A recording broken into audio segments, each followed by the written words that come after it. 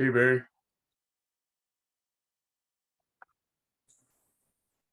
Hello. Hey.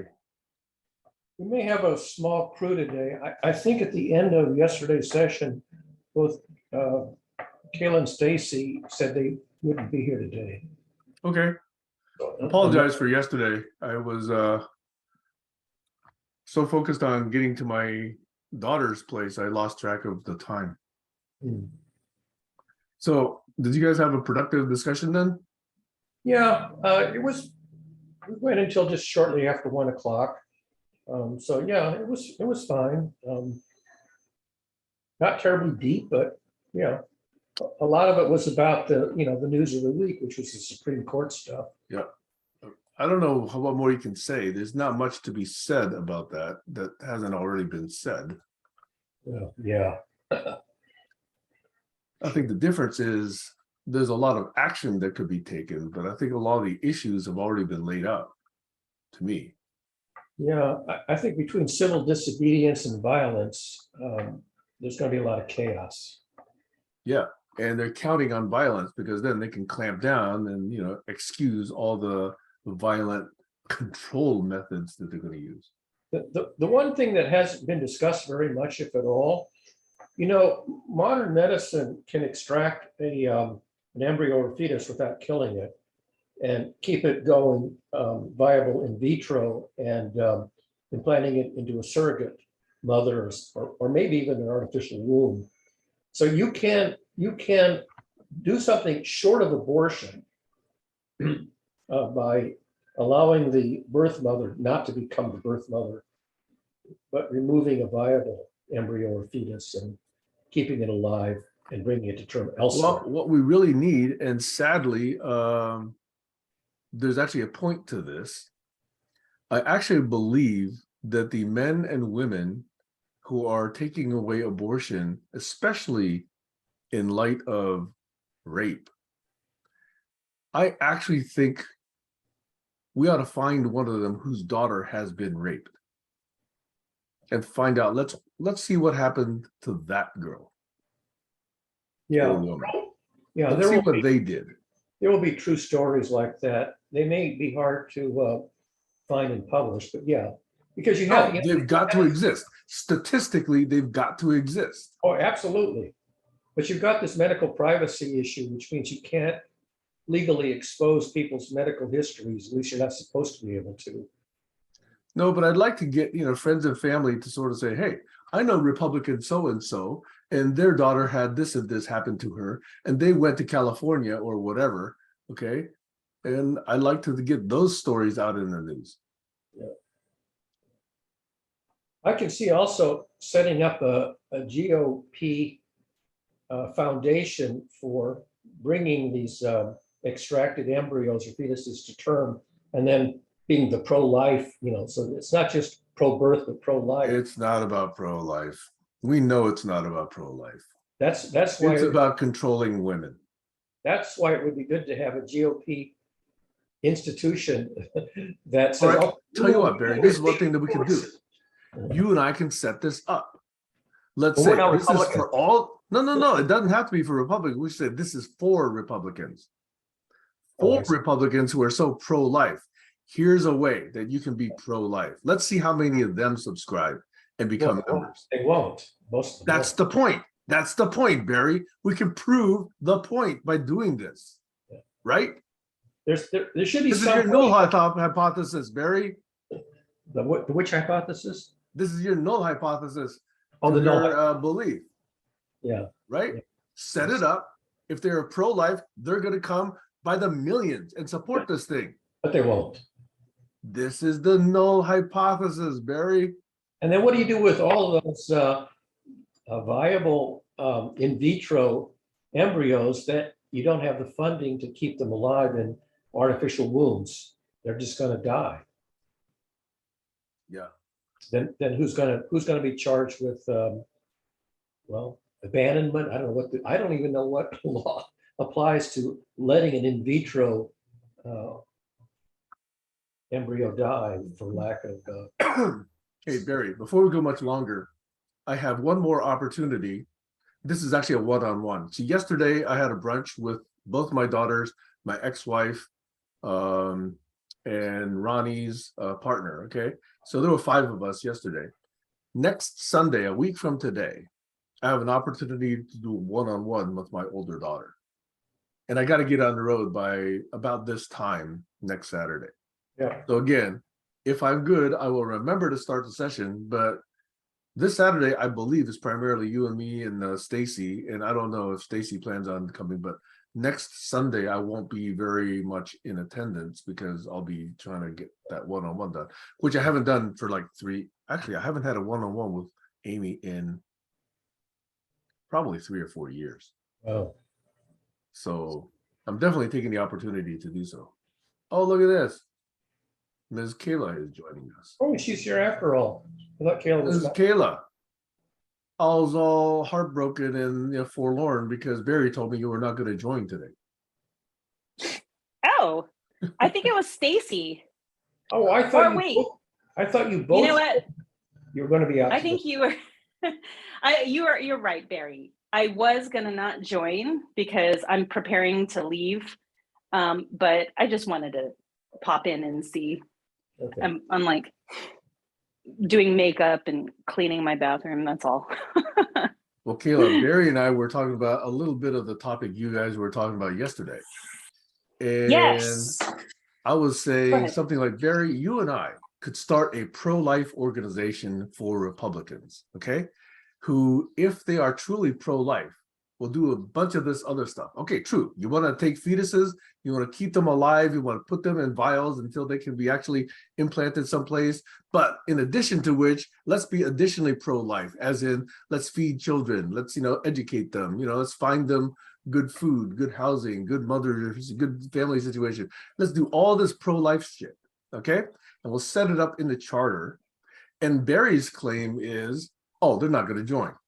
And my point is that is exactly the fucking point. Okay, that is Barry's null hypothesis. Okay, to really just point out the goddamn hypocrisy. Right. That'll be plainly evident if there's like, we'll make membership like $1 a year or $5 a year, whatever it is. Okay, so that price is not an issue. Okay, because there's so many of them. There's 70 million of them. Okay, we should be able to get at least $30 million a year budget if they truly believe in pro-life. Okay, we're going to get maybe a couple hundred, and that's it. Okay, Probably, yeah. and I think that Absolutely. is going to prove the goddamn point. Or the Republican majority in government would provide government funding for it. No, forget it. Let's not worry about the government. We can do this. We can actually do this. I can set it up with like just a few $100. Okay, set it up as a nonprofit, announce it, put a website together. In a couple of weeks we'll have this. Okay. And then, Republicans can say, okay, if you're really pro-life, this is the organization you join. Yes. And then we'll say, hey, how come there's only 200? How come there's only 200 of you or 300, whatever the number is, okay? So I think we should just really, really make it plainly evident that there's so much hypocrisy and corruption going on. Because, by the way, these hearings that have been taking place about January 6th, they have been making change. Just like you were saying, Kayla, a friend of yours, right, didn't you say, is no longer going to vote Republican because of these hearings. And I'm hearing more and more of these stories. Right. Well, So I don't know what sometimes she votes, it honestly. works to show people the plain truth. Right. Anyway, I was just trying to, get caught up on your conversation yesterday and say the time for discussion, I think, is over because all the issues have been just worked over to death. We now need to take some action. I agree. Kayla, I have to apologize for overloading you on links to misconception stories. Oh, no, that's fine. It's great. Thank you. They went back more than a decade. I was like, wow, 2015. I have like 6-7 years of catching up to do. Barry was a young man in 2015. Yeah, I mean, a lot of them were just very brief snippets, but some were actually some in-depth conversations. And that's not all of them. That was just the ones that I quickly found. I'm telling you, you guys should get on TikTok. TikTok Set is, up a podcast. I don't know. Who else uses TikTok for a serious purpose? I haven't actually seen TikTok used for a serious purpose other than the ones that you send me, Kayla. Well, there's a woman named Kaylee Cuesta. I don't remember her last name, but Yeah. anyhow, I'm surprised that she's not verified. She leads with education. She's extremely articulate. I mean, I'm telling you, if there was a woman, Sam Han, that would be her. Like, she's lightning fast with her words. She's amazing. And anyway, she uses it for educational purposes, and all she talks about is women's rights. So it's kind of cool. And she's young too. She's not, she's young. Not that it matters. I have not seen any older people on TikTok. That's why, except for Anthony Hopkins. He's on TikTok. Interesting. He's weird. Well, he's not weird, but He okay. is. Since you said that, there's no old people on there. I guess I'll take that as a challenge. Yes, exactly. Glad to think, you consider me old now. No. Hey, look, my old ass is on there too. Trust me, I'm like You're not auntie. old. You're a baby. Oh, trust me. They're Growing like, older, you know that Joshua Bridges' birthday is today. yes. And I don't know that he'll be here because it's his birthday. He probably won't be here, but just Actually, was he there yesterday? Usually he's there on Saturdays. no, he wasn't there yesterday either. Hmm. We had Teese, and I guess Heiner was on briefly, but never popped up. But Teese was on and Alex was on. Yeah, again, Kayla, I apologize for the timing yesterday. I was so focused it's on having okay. brunch with my kids, I forgot about this session yesterday. A good focus. And So I also worries. told Barry next Sunday I have a one-on-one with Amy. Yesterday was a 5-person get-together. Next Sunday is a one-on-one. So I will not be making this particular session next Sunday. It's July 3rd. Oh, day before. Oh, go ahead. And Doug has not been holding his Monday sessions at all for the last month. I hope he's okay. Did he announce that he was not, or did it just not No, it's just that every Monday I get an automatic email that it's been canceled. An automatic email? Yeah, and near like, well, I don't know if it's automatic or not, but it's like clockwork. I get a clockwork email that today's session has been canceled. It's in But why email? I mean, usually he announces it on Facebook in the GCC group. I know, but the thing is that he must have it set in his calendar.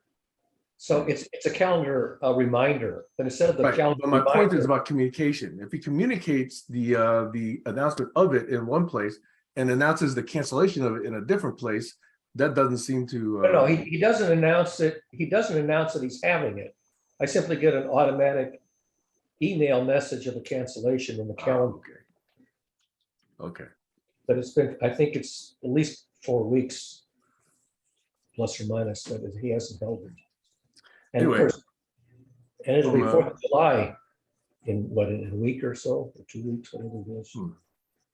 Well, just as a teaser, I did mention last Sunday that I had 3 topics coming out of last Sunday's conversation that I thought would be good to follow up on this week. Remember, last week was when Stacia was here, and we spent a lot of time interacting with Stacia. Yeah. But since she's not here, I was wondering whether I should mention them. But to be fair, since I did say I was going to, I will. Okay. So the 3, wait. Unless we're not yet done with check-ins. Are we done with check-ins? Do we do check-ins? We mostly dispense with check-ins, but Kayla, would you like to? Yeah, I'd like to check in. I know. Well, I've been all over the place, and I don't know if I mentioned this to you, Sam, or addressed it to the group. I addressed it yesterday, but I was invited to be a part of an equity group for the state, associated with a couple of nonprofits or a couple of the statewide behavioral health systems when it comes to families and children. Don't ask me about the acronyms. I'm just going to take that out of the equation.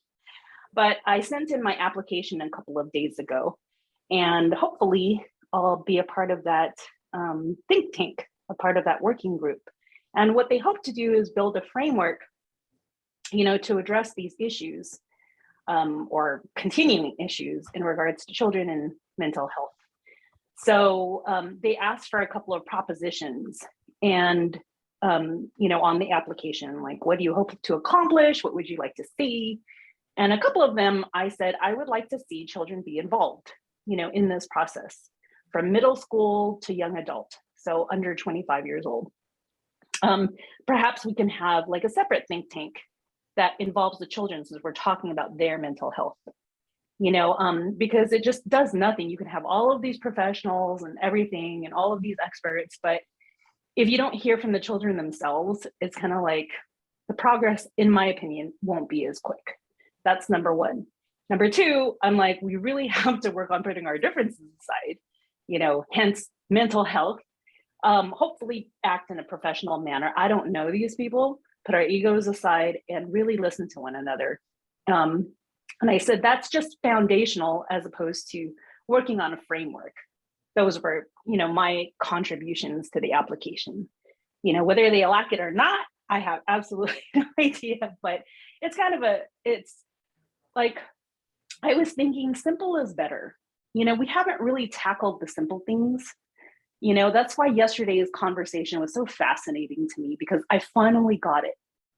Like, I don't know what happened, but when I started asking Barry a little bit more questions about systems thinking, and it finally just clicked. I'm like, it is so simple, but for some strange reason, very hard to grasp.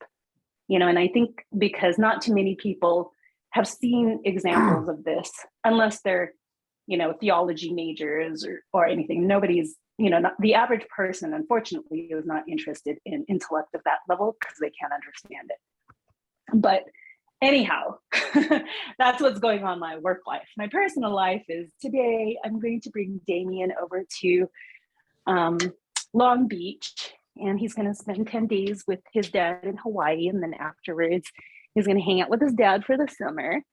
And then he's going to slowly start moving from my house to, Long Beach. And it's been such a long, agonizing, heartbreaking process, because he is my firstborn. And it's like, I feel like I have one half of an empty nester early, but he is going to visit. Of course, he has friends here and a solid foundation here, and he's always welcome to come back. Thankfully, his dad so far is open to, the kids' wishes. So if, he decides he doesn't like Long Beach and wants to come over here, he can. He's got his foundation over here. So I've been kind of slowly preparing for that. But that's my check-in. And so now we can move on, unless you guys have questions for me. I don't have a question, but your chicken resembles, excuse me, what Ronnie did. At the end of middle school, Ronnie decided she wanted to spend high school with me. So she lived with me for 4 years, and obviously then went back and visited her mom in the summers and Thanksgivings and Christmases. But I had her essentially for 4 years. So I'm sure with Dorothy, she must have felt what you're feeling right now. Although both of us did agree that Ronnie could change her mind at any point, and we could just, let her decide what she wanted to do. So I kind of just wanted to say that I resemble that situation that you're in. From the other side, actually. Exactly. Yeah. I have faith. That it'll be fine. He's got 2 loving parents who support him, and we're continuing. We did our job, and we're continuing to do our job. Parenting is not easy. Well, keep making it all about me.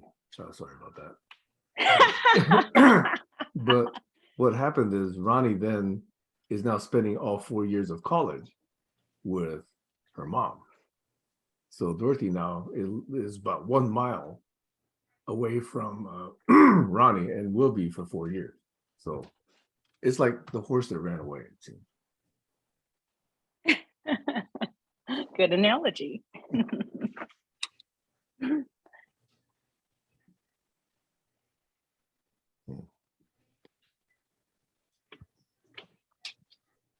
Here we go.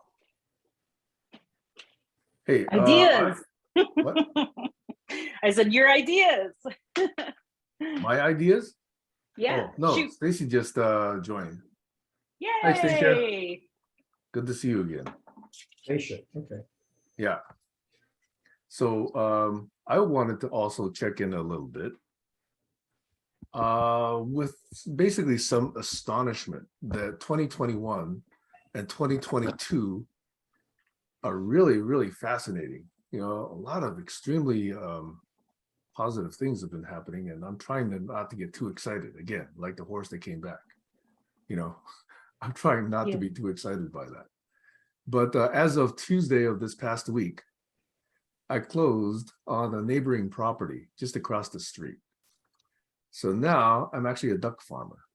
It turns out that the previous owner left 19 ducks, and now I'm learning how to handle ducks, and I'm collecting, like, 3 to 5 eggs every morning, and learning what they eat, learning how, they flock, learning how to talk to them, learning how to protect them from the coyotes and whatever.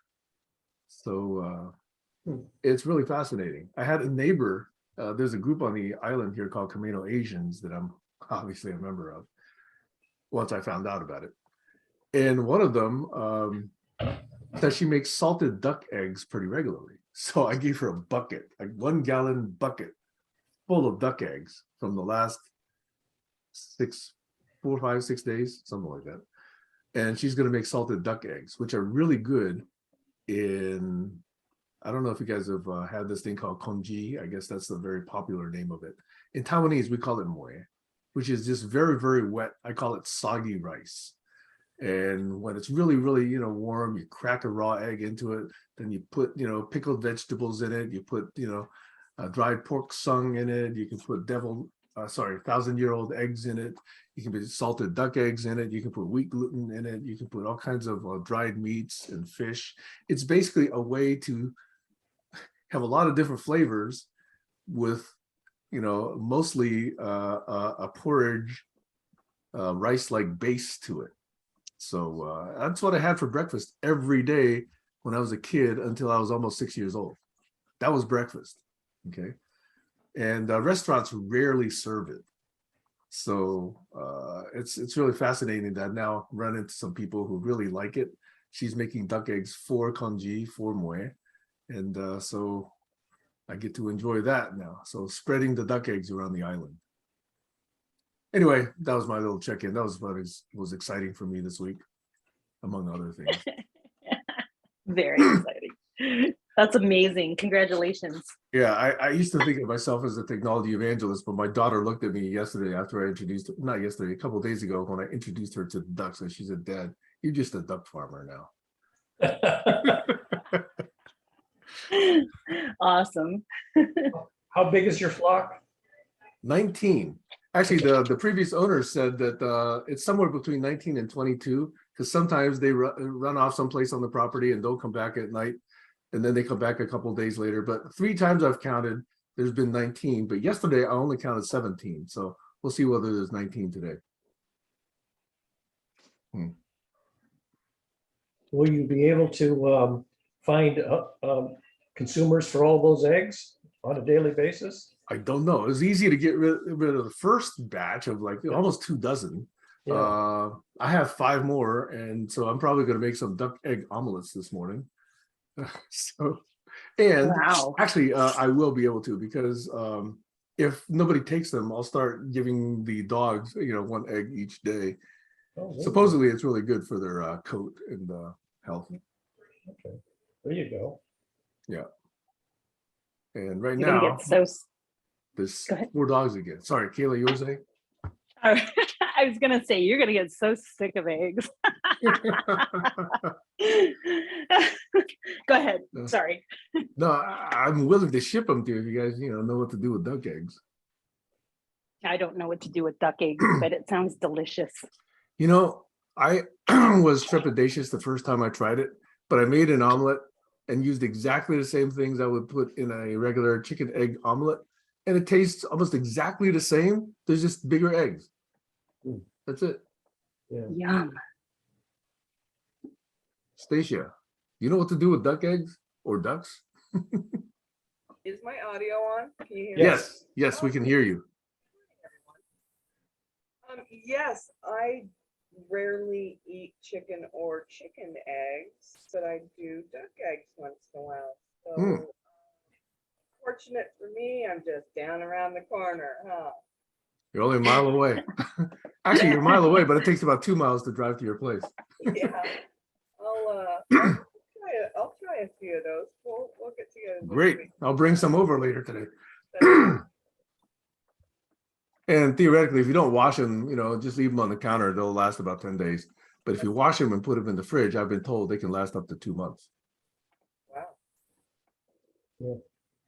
Yeah. Good Anyway, duck so that's a eggs. little aside. Stacia, what's going on with you? How are things going? Oh, okay. I'm gonna be a little quiet today. I'm not having the best feeling morning, but Mm. but I wanted to at least try to be present. So here we are. Say, Anything on the agenda today?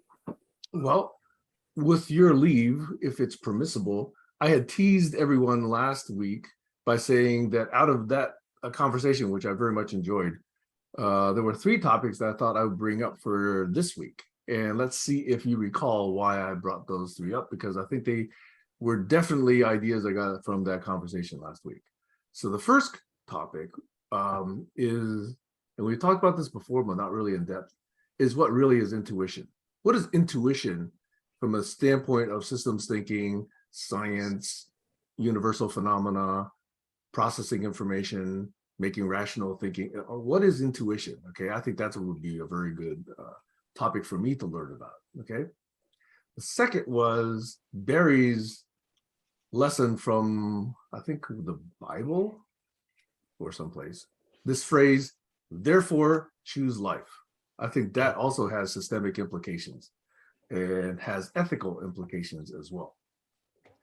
And then the third item is one that's been probably less prominent in our conversations, but it's always in the back of my mind, is the sense of privilege versus the sense of urgency. And by that, I mean that so many of these conversations take place. And the only people that can really do this are people who really take the time, really meaning that they can afford to take the time to have these conversations. And there's been much criticism levied at GCC that, hey, all we do is talk. We haven't done anything. And yet, bad things continue to happen. There's a war in the Ukraine. There's a war on women. There's a war on Blacks. There's a war on poor people. There's a war on life, seems like. So I'm just trying to put into perspective why I think conversation matters, but conversation should not be the only thing we do. There should be a sense of action, or at least personal action, that I think could derive out of these conversations. So those are the 3 topics that I just noted from last week that might be good seeds for conversation this week. Over. It's not fair. You've had a whole week to think about it. No, I haven't done much thinking, Stacia. I What never a privilege. I just spout off at the moment, okay? I don't think. Well, I'm gonna sit with that for a bit. And by the way, Kayla, nice to meet you. I haven't met you. Nice to meet you too. I've heard a lot about you. Wait, you guys haven't met before? I don't believe so. So Kayla is in Southern California. Stacia is about a mile from me, Kayla. Hey, Kayla has Yes. visited me twice, by the way, Stacia. So next time you visit Kayla, assuming you guys don't become mortal enemies, we can actually get together. That'd be Yeah. great. Get Gary Mortal and- enemies. too. In fact, Yeah. here's the thing, Stacia, when I asked to introduce you to crab rolls at Tapped, I was very disappointed, and I verbally told you so because I was so ashamed that I worked this thing up and it was such a disappointment, okay? Yeah. But a few weeks before that, I had actually taken Kayla to Tapped and said, here's really cool crab roll, and they were good that day. or at least Oh. I thought so, Mhm. you know. Right.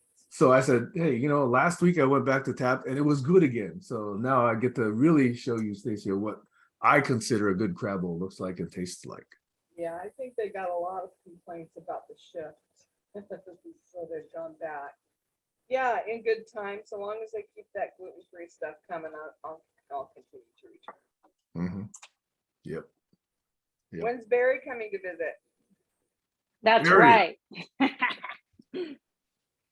I don't have any plans to travel at all. Although if I ever do go back to Vancouver, I went to Vancouver in the autumn of 2019 to see a correspondent. If I ever go to Vancouver, that would make sense to go to Seattle too. But I don't have any direct plans to do that. What is it about? I think it's about a 2-hour drive, maybe less. Well, I wouldn't be driving. Oh, you would fly again from Vancouver to Seattle? I would think so. I don't know. Not to visit me though. It might be to go to Seattle, but I'm so far from SeaTac that it'd be quicker just to drive from Vancouver to my place rather than go to SeaTac and then drive back to my place. So I would have to rent a car. No, I would come get you there. You come get me. Oh, Don't worry, I would come get you. I see. Yeah, but that's not an impossible thing to envision, but I certainly don't have any plans to Right. at this point. Where do you live? I'm having a hard time hearing Stacia. Stacia, your microphone level is pretty low. Yeah, let's see if I can turn it up. But I think Stacia asked you, Barry, where do you live? Oh, I live in the suburbs of metropolitan Boston, Okay. in the northwest suburbs of Boston. Is that any better? A little It is bit better. Yeah. Could you turn it up even more? I'm trying. If you recall from American history, the famous Revolutionary War towns of Lexington and Concord. Yeah. The town I live in is adjacent to Lexington and Concord. Rich. Rich with history and experience. I love that. I haven't spent much time on the East Coast, just back in, 83, I think. Is my volume better? I can just barely make out what you say if there isn't any interference. Well, here's the good news on that. I'm not feeling very conversational this morning because I'm not feeling well. So you're not missing out on that. Stacia, don't feel like you have to join if you don't feel up to it. But I just thought I'd just lay out those 3 topics that came out of my mind from last week, in case either this week or the following week, we could actually take them up.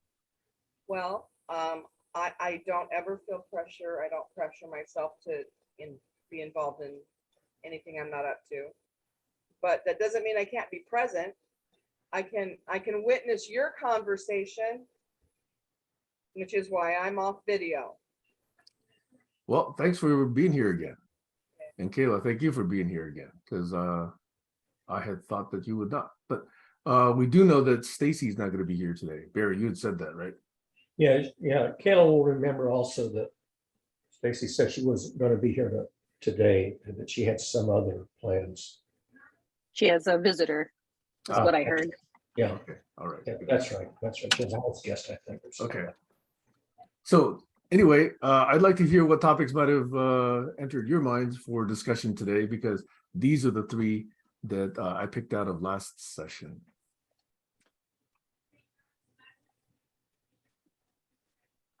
When I was a kid, I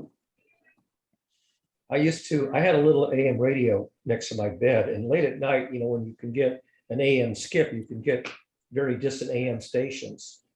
And I knew from my reading about the history of radio that the very first commercial radio station was called KDKA in Pittsburgh. And one night, late at night, I was still awake and I tuned my radio and I heard the call sign of KDKA Pittsburgh, which knocked my socks off because I had no idea it was still on the air.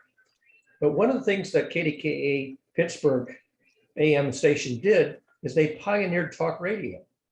And John and Wendy King were the hosts, and they would take call-ins on the phone. They wouldn't put the phone on the air. They would simply listen to the person and then repeat what they were asking. And their tagline was, "We're here to talk about anything you want to talk about." And so they would let the callers come in with a comment, and then they would talk about it, between the two of them for, 5, 10, 15 minutes. And I love that format. And that was the pioneering innovation of what today is called talk radio. And I love pioneering. So there was the pioneer radio station pioneering, talk radio. So that's my mantra. We're here to talk about anything you want to talk about. Barry, Kayla, Stacia, what is intuition? I don't understand intuition. Who wants to go first? So I don't have any scientific backing on this, but from what I understand, intuition is just a kind of a guiding principle, your gut, your moral compass that came with your DNA, with your energy, with everything that you learned. It's kind of that sense that like maybe you're going this direction or maybe you're going in that direction. Does that make any sense? I'm collecting ideas. Yeah, so I'm making sense of it as much as I can. So I'm going to try to think about examples that are concrete that everyone might understand. So give me a moment to ponder on this, and maybe it'll be inspired if somebody else asks or shares their story or talks. No, guys, I have to go. I'm not good today. Okay, I'm sorry. Stacia.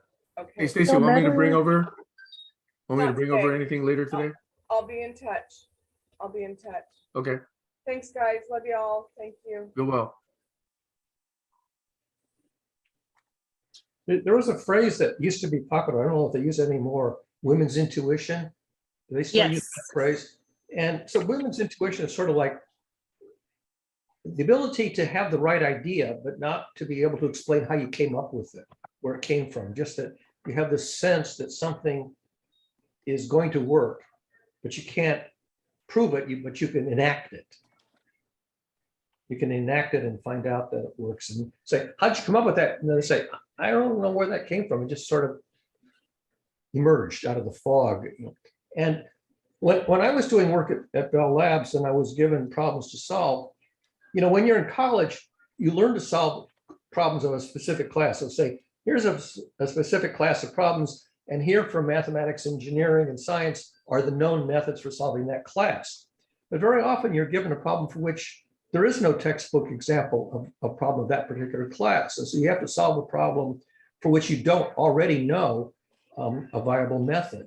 And that's where intuition comes into play, because you kind of sort of feel your way towards a method that ultimately proves to work. And so the intuition sort of, like Kayla said, kind of guides you to try one possibility that you think has a better chance than some other cockamamie idea that you think is kind of going to run into a brick wall. And so I did solve a lot of problems where I had to simply begin with intuition.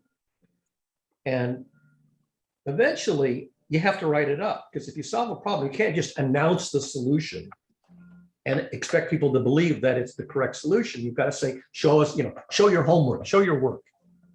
And so what that amounts to is reveal the analytical reasoning or the theory that clarifies the intuition, the inchoate intuition. And most of the hard work I did at Bell Labs was elevating intuition to express theory. And usually that meant I had to invent a language.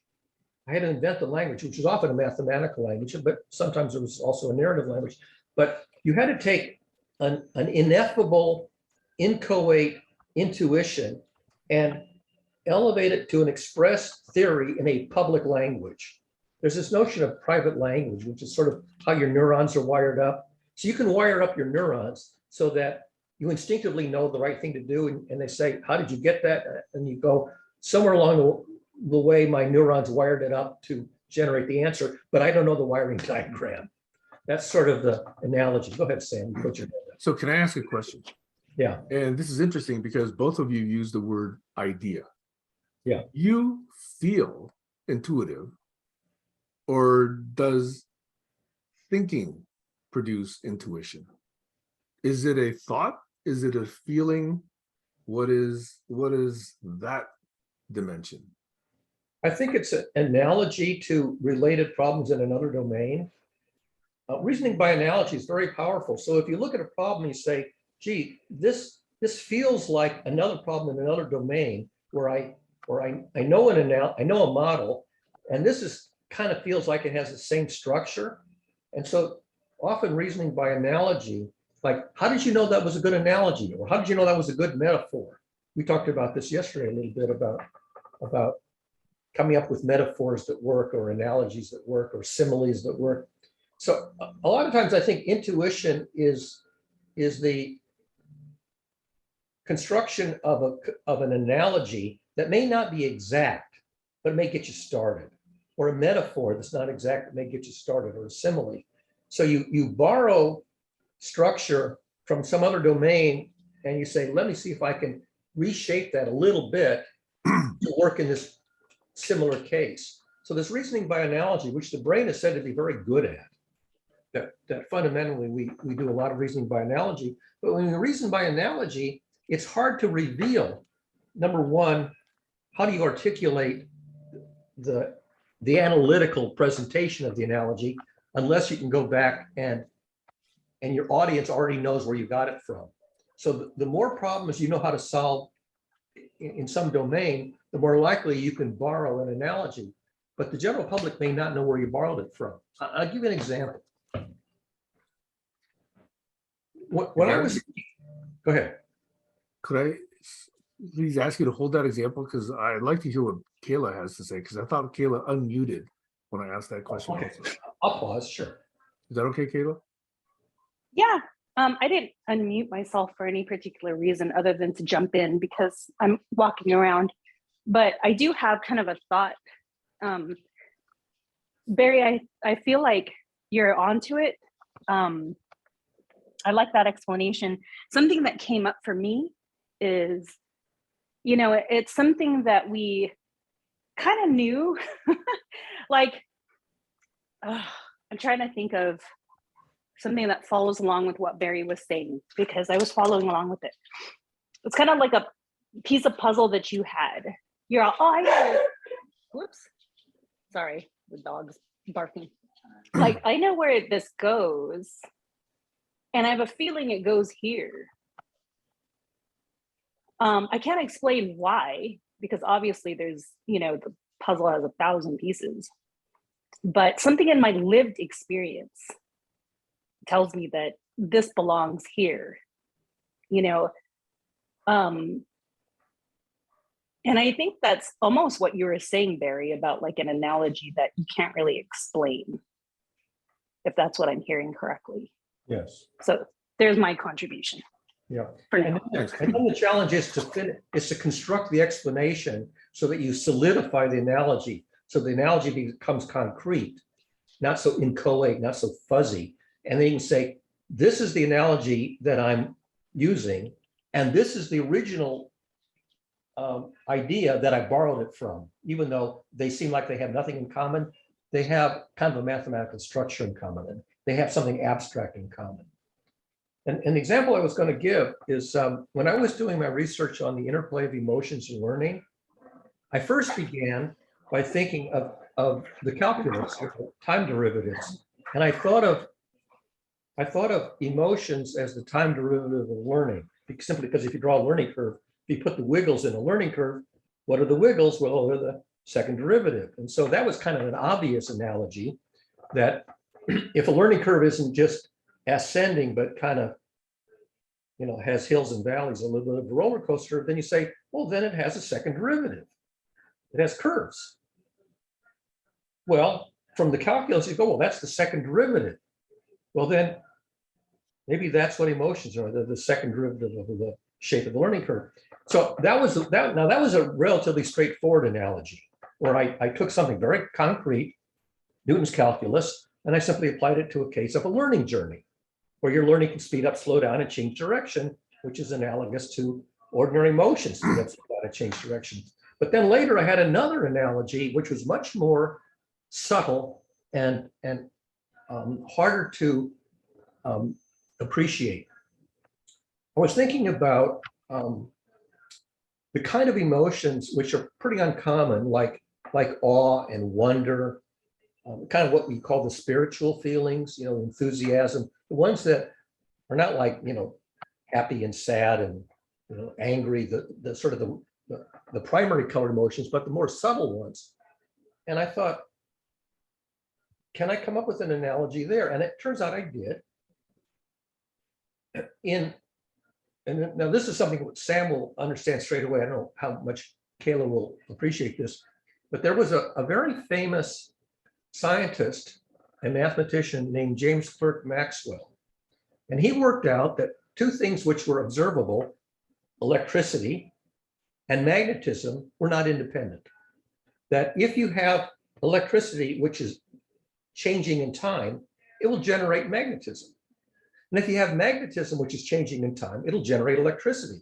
And that's actually how motors work. But he worked out the fact that flows and fluctuations in the electric field will generate fluctuations and flows in the magnetic field.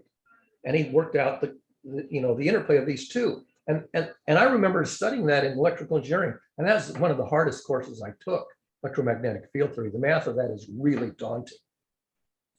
But then I thought,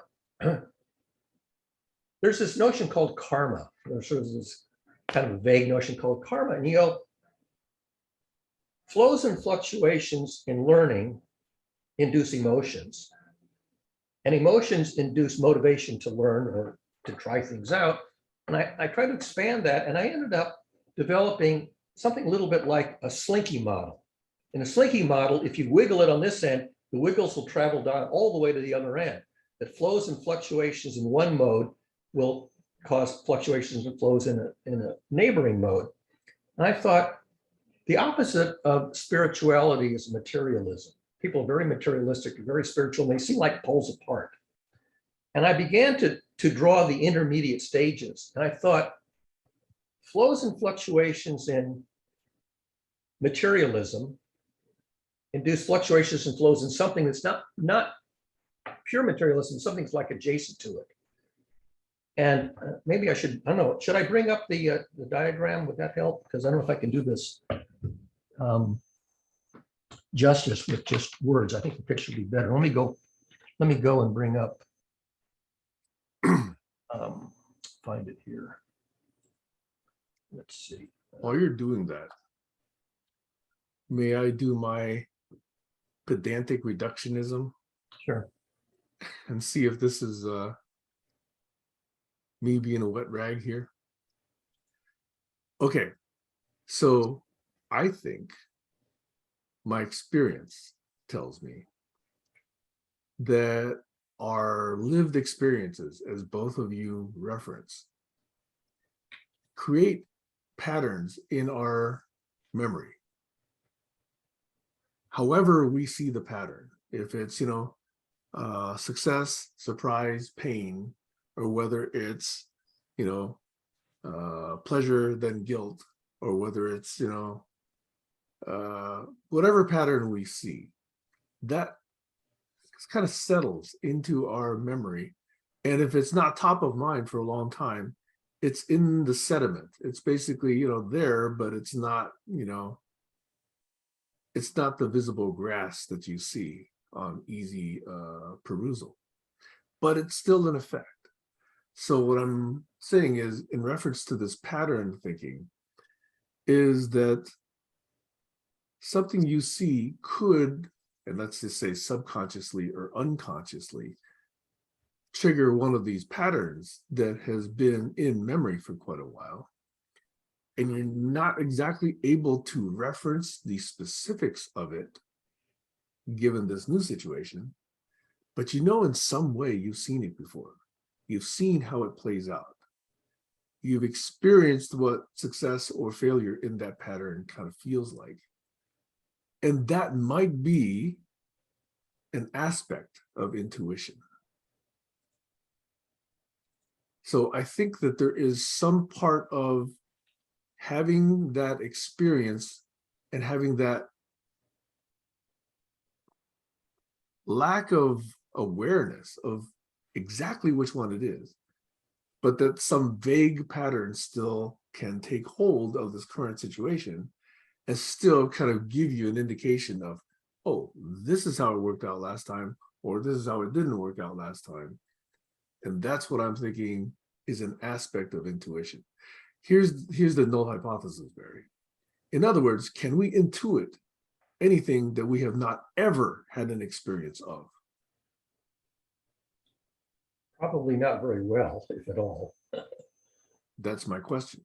Yeah. If we've never had an experience of something, does that actually become part of our intuition? Over. I mean, maybe you can dream of it. People dream of things that never were, but then if it comes up in your dreams, then you probably have some kind of a seed somewhere, The dream is mapping to something in real life, right? That's Yeah. part of dream theory. Yeah. So if you've never had any relevant exposure, then you're very unlikely to envision, imagine, or dream of the thing that's going to work. Mhm. And the more problems you solve, or the more experience you have, the more likely you'll find something that not only maps, but maps constructively, as opposed to being a red herring. Yeah. I will have to agree with that, Barry. I think also you nailed it when you said seed. And the funny thing is, I'm glad you bring this up. A lot of people think intuition is something that's very magical, you know, like, ooh, intuition. But I don't think there's anything magical about it. I do think it's a seed. Yeah. It's a bit mysterious because you can't go in and look at brain wiring and diagnose, where the intuition comes from. You sort of have to guess. But if you do enough cases of working from intuition to express theory, after doing that a few times, I began to appreciate the process of going from inchoate intuition to express theory using a public language. And constructing the public language is often the hard part. And what I found is that just using a narrative language or a mathematical language wasn't enough. Right. I had to tell the computer to do a computer animation. If I had the computer make the picture for me, which would take them like a month, then I could show the computer animation and my boss would say, now I understand, because I was using either mathematical jargon or narrative jargon that was simply not landing. And so the ability to tell the computer the code or the instructions to illustrate the dream, the vision, is a very powerful modern tool, which we didn't have until the last half a century or less.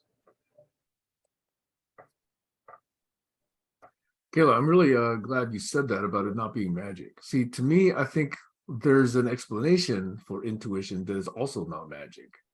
Now, until we had the insights in psychology or biology or physiology in the last several decades, maybe it did appear to be magic. All people had were heuristics, that said, if this, then that, okay?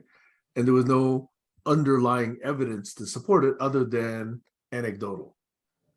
But as more time goes by, as we study our behavior, our thinking, our feeling, our expressions, more and more of this gets explained, or at least hypothesized. And I think that's the lifting of the veil, that's the evaporation of the clouds, really giving us a bit more clarity instead of just saying it's magic. There's a very famous example in chemistry.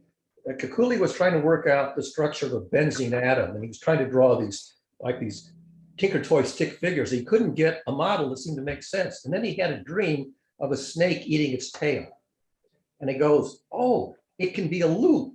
And then he drew the benzene ring, the 6-carbon benzene ring. So the intuition came out of a dream of a snake eating its own tail. And that's sort of your classic example. Where did the seed come from? Well, you see a dog running in circles, chasing its tail. Maybe he once saw a snake, who knows? But the point is that you have to visualize something that came from somewhere, that you could say, I'm going to borrow this idea. Oh yeah, never thought of that. It could be a ring, it could be a loop. Yeah. So I don't want to be completely reductionist. I want to keep my mind open to other sources of intuition. But if it's not necessary to bring in magic, then do you really want to bring in magic is the question. That's the Occam's razor heuristic also. I mean, Well, I want to say that bringing in magic is fun. It's fun. Like, people find it a lot more entertaining, and some people identify with that. The only problem with that is because, you know, some people who find it fun and can't explain it won't be able to explain it in an academic way. They don't sound very intelligent. I But think fun is great. yeah, so I think that's where the element of magic kind of comes in. You spoil it when you try to explain it. And I've said that so many I times get that. for, you know, it's like my friends always get pissed off when I explain things to them, because they're like, "Oh, you're spoiling it. I liked it when it was mysterious." And I'm like, "Oh, you're not gonna like it when it's mysterious and you really can't understand it." But Or can I try the flip side? What if somebody yes, else says, "Oh, it's fun for me to believe in this magic, but now I'm going to insist that you believe in my magic"? exactly. That's exactly what I wanted to convey, where that's when it doesn't become fun. You know, there's But fairy tale magic and there's stage magic. And stage magic is engineering. And you can watch stage magic and you know that it's not fairy tale magic. It's really happening, or at least the illusion is really being presented by some method, but it's not fairy tale magic, it's engineering. And Penn and Teller worked with the Boston Museum of Science to put on an exhibition on stage magic. And you would see the stage magic, and then you could go behind and see the engineering that made it possible. So the science and the engineering and the mathematics is worth knowing once the stage magic sort of becomes, "Oh, I've seen that trick before." It doesn't wow me anymore. But I want to know how you did it. I want to know the science and the mathematics and engineering. So yeah, stage magic, I think, is a different from fairy tale magic, where I do want to know. and another side to that is sometimes it can be very frightening for people to imagine, like, oh, this person has this intuition, and of course, you know what fear brings on. So, you know, it's like, for me, magicians like Chris Angel, it's scary. I would freak out if I saw him floating there. Like, how the hell did you do that? You know, but people get frightened by magic. So that could be a bad thing too. So I think that also is a reason why men were so frightened of women, you know, because we had these intuitions that we couldn't explain. Our cycles are in sync with the moon. You know, we can give life. And I don't know how many years ago, people didn't understand that. They just knew women could give life. And I think that's where the imbalance of power became for men and women, is because of fear of this so-called magic. So that's where it can get really destructive when you think of magic.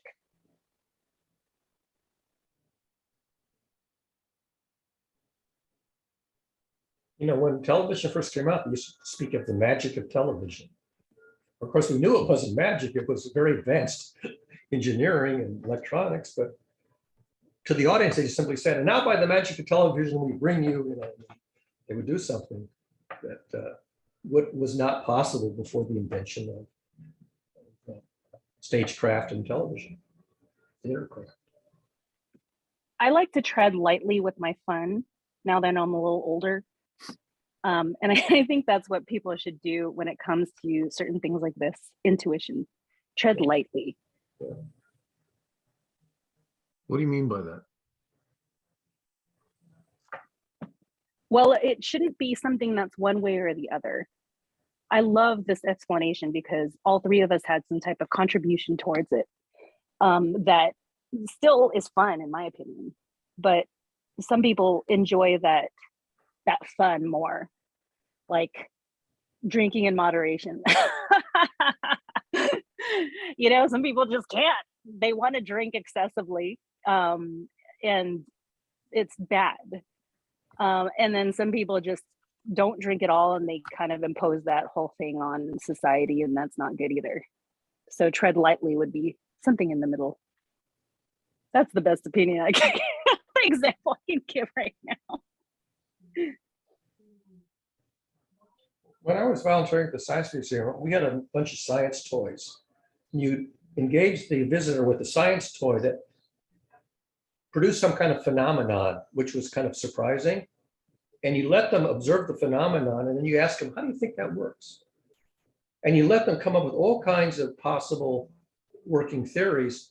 And you wouldn't simply give them the correct answer or deny them. You would, the trick was to ask them a question that would cause them to try an experiment, as it were, to confirm or refute one of their explanations. And little by little, you could get them to zero in on the correct or the most correct interpretation and discard the ones that are obviously incorrect.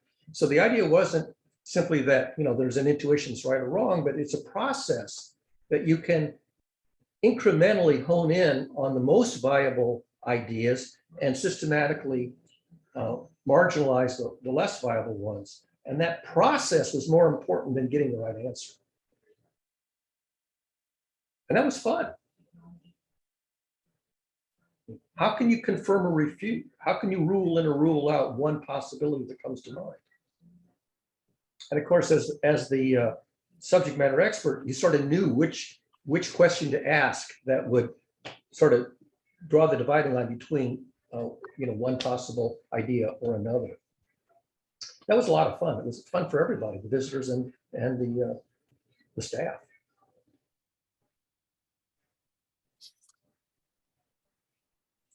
I don't know if this computer, which is not the one I normally use, lets me share screen. If it's on a sufficiently recent version of Zoom, it should. No, I think that it's the operating system may or may not have it enabled. Let me just see if oh yeah, I think, yes, I can. Good, okay. So I was thinking about economies, and you know, the first economy that people think of is the material economy, where you exchange goods and services for little pieces of green paper called chits. And so it's easy to model a material economy. That's, people take courses in, you know, freshman economics pretty commonly. But then you have the information and attention economies, which is a different economy because you're not exchanging goods and services, you're exchanging information and ideas and paying attention or ignoring things. So I call that bits and hits. And then I had the entertainment and drama economies, which I call fits and skits. And then I had, this is the one I was really starting with, emotions and learning economy, wits and snits. And then there was this thing I talked about, like awe and wonder, the spiritual economy. And I said, are these unrelated and independent? And I thought, how can I come up with a model that shows how activity in any one of these induces activity in the neighboring one, and how the activity can ripple up and down the line? And so I borrowed Maxwell's equations for this intuition, just like, you know, fluctuations in electricity can generate magnetism, and fluctuations in magnetism can generate electricity. So flows and fluctuations in one economy can induce fluctuations and flows in a neighboring one. And the fluctuations and flows in the neighboring one can introduce fluctuations and flows in the next one on down the line. It's like a slinky. You know, so each one, do I have a picture of a slinky here? Yeah. So here's a robot. If you can tell, this is a robot playing with the slinky. So the activity of one hand ripples up and down the line to the other hand. And I thought, this is really interesting. I can show how I can link the material economy to the spiritual economy through this linkage of neighboring waves of fluctuation of flows. And the idea is Maxwell's equations on electricity and magnetism. That's my example of an application of intuition to express theory. I simply stole the mathematics. Like I stole Newton's calculus, I stole Maxwell's electromagnetic field theory just to do something that seemed like, what's that got to do with you know, EM field? It's got nothing to do with it except the math. It's similar. It has the same feeling, the same intuition, the same sense. See, I think those, I don't know, dozen or 20 different most basic fundamental equations of the universe, Yeah. along with some of the patterns of things that we see, like Fibonacci sequences, Yep. or the Mendelevian table of Yep. chemicals and valence, Yep. or just the way orbitals are shaped, you know, if you get exposed to those sets of things, then they settle in your subconscious and unconscious. You can then actually eventually see them in other phenomena. Yes. You know, seashells, for example, or Yep. conch shells, whatever they are. Yeah. And see, when we understand math and geometry and sequences in that way, we can say, okay, I understand geometry, I understand sequences, but then I hear other people say, well, this is sacred. And I don't know what that means. Because yes, you know, you could have this feeling of awe and wonder and connectedness, but it is explainable by Yes. fundamental mathematics and geometry. Yes. So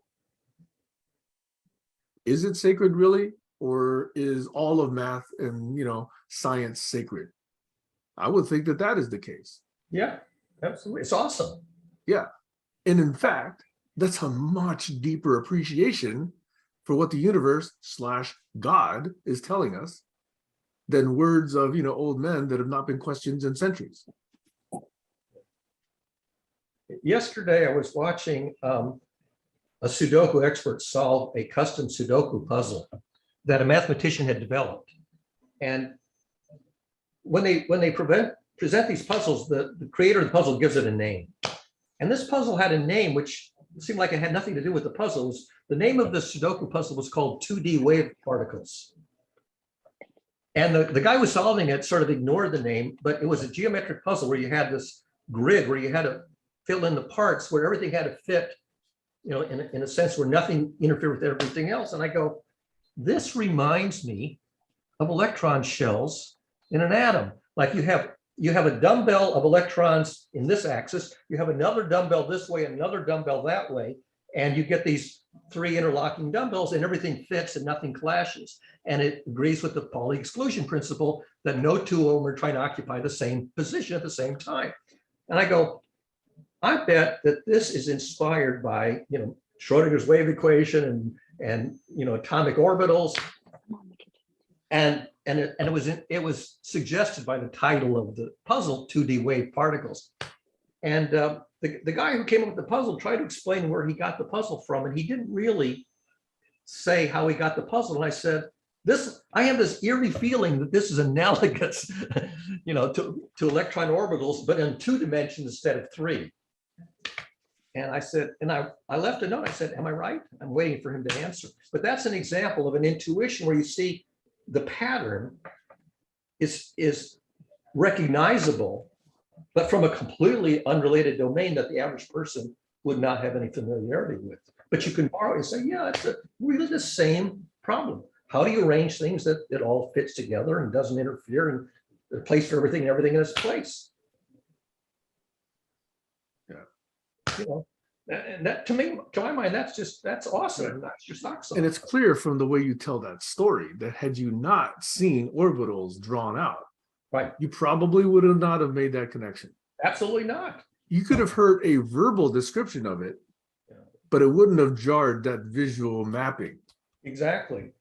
And I would not, and I mean, very few people can actually work out the math to compute these orbitals, you know, for the shells of the atom. And I've seen lectures where they show you the geometry and they go, man, it must take an enormous amount of advanced math to compute those clouds that have those shapes. But once you see them, you go, well, yeah, I can see how everything fits together now. You know how I think they should show those is in balloons. Right above my head. Sorry, Kayla, you're saying something? No, that was Maxwell. Oh, No, I'm gonna mute myself because he's talking to me. no, it's okay. Hey, Max. What was I saying? She turned her mic off. What was I saying? So we're talking about, you know, patterns Oh, and yes. analogies and intuitions. Yeah, I think balloons could go a long ways in showing how orbitals work. If you get the right kind of material, you know, to At least some of the orbitals. yeah. You got the spherical not all of orbitals, you have the dumbbell orbitals at the X, Y, and Z axes. And then after that, they get really kind of weird. Yeah, the p orbitals are harder. Yeah. But the point is that if you understand the first few of them, the first interesting one, which is the 3 dumbbells, then you begin to see, okay, the math agrees with everything, you know, it all fits together, and boy, it took a genius to figure that out. Yeah. And here's something I'm going to say from my intuition. Okay. All right. God, I had a thought and I just lost it. You're coming from balloons. Sorry. It'll come back. Oh, I'm sure it was brilliant. But finding, you know, finding these mathematical patterns which appear in completely unrelated domains, but the abstract patterns are familiar. Like it, you know, I have in my closet a bunch of neckties, and half a dozen are paisley. And it, you know, I have one that's sort of a very simple paisley teardrop shape, and then some of that are paisley, but they're more, you know, varied from the standard paisley. And I put them up and I say, what do all these neckties have in common? And the answer is they're all a variation of paisley. What's paisley? It's the name of a pattern. Now, if you didn't know that that was the name of the pattern, you could see I could put on a paisley necktie and people would say, oh, I've never seen that necktie before. I don't even, you know, they wouldn't register that it's a known nameable pattern. And so there's lots of patterns which you recognize in fabrics and, you know, and in nature that, like the Fibonacci, you know, the vegetables that have those spirals on them, flowers and so on. So I think the more you are aware of things across different domains, the much more likely you're going to import and borrow ideas across seemingly unrelated domains because they have the same underlying abstract mathematical patterns and structures. There's your analogies. That's where intuition, at least for me, that's where my intuition comes from.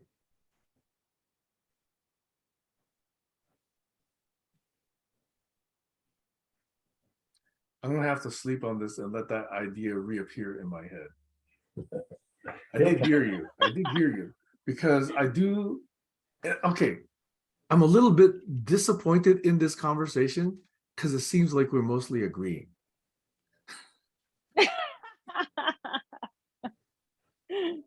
I was wondering whether there'd be a whole new dimension to intuition that I was not previously made aware of. So I'm wondering whether or not the fact that the three of us can mostly agree, I'm still trying to figure out, can we then expand this conversation to someone else, Joel, for example, or Josh, who could then say, well, no, it's not just that, it's this additional thing. And Joel will probably admonish me in the meantime. But, you know, Joel's into geometry, and he's sort of this visual geometric shapes and colors and all this kind of stuff. And one of the most interesting mathematical subjects that I learned early in my educational career was analytic geometry, that you could draw a function that's sort of a wave or a shape, parabola, whatever. And by the way, there's a mathematical formula that generates it. And so from the formula, you can generate the picture, and from the picture, you can intuit the formula. And going from the picture to the formula is the hard direction. But nonetheless, there's this one-to-one map between the formula and the shape it generates in 2 space or 3 space or whatever. And that's a very powerful concept. It's called duality, that there's 2 ways to represent the same thing, and they're completely different languages. The picture language and the symbolic mathematical language say the same thing. And there's lots of examples of duality where there's 2 completely seemingly independent ways of representing the same thing, and there's a one-to-one mapping between the 2. And finding those dualities, like Fourier transforms, so you can listen to a piece of music, but you can also come up with the Fourier transform so that the piece of music, let's say, is the what keys on the piano you're pressing in what order, and then there's the analog waveform of the music. And you realize there's a one-to-one mapping between, you know, which keys and how it sounds. And all of those dualities, Laplace transform, Fourier transforms, all those kinds of analytic geometry, those aren't just one-off cases. There's dualities everywhere. And as soon as you can recognize a duality, you can exploit it. Because you can take the problem from one domain and map it to its representation in the alternate domain and manipulate it there, and then map the answer back. And that's a very, very powerful technique, mapping between two different representations of the same thing. That's why changing perspectives often gives insight. Yeah. Changing frameworks, frames of mind, mental models. Yep. That's why entertaining more than one is one of the most fun things you could do. Exactly. So now you can ask, how many people even know what the word duality means, or know examples of dualities in, say, applied mathematics? Those are very powerful ideas, and they're not commonly appreciated by the general public, even if they know the word. So Barry, at this point, I just have to be self-serving and say, you would enjoy my dad's book. His first book was called something like Complex Numbers and Geometry. And he took a lot of geometric proofs and he showed how simple they could be done with complex numbers. Exactly. Euler pioneered that. And so he's got maybe 100-page, 120-page little book. Yeah. He's got a bunch of exercises and he introduces these ideas.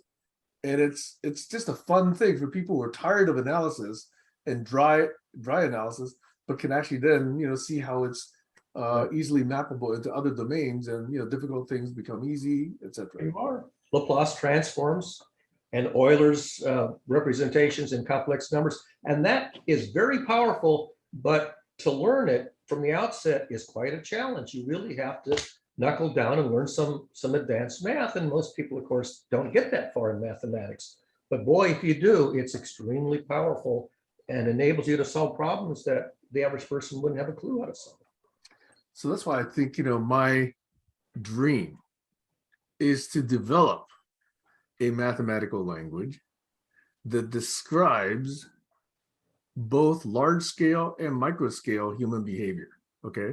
This is not my idea. This is out of psychohistory, which is Isaac Asimov's idea from Foundation.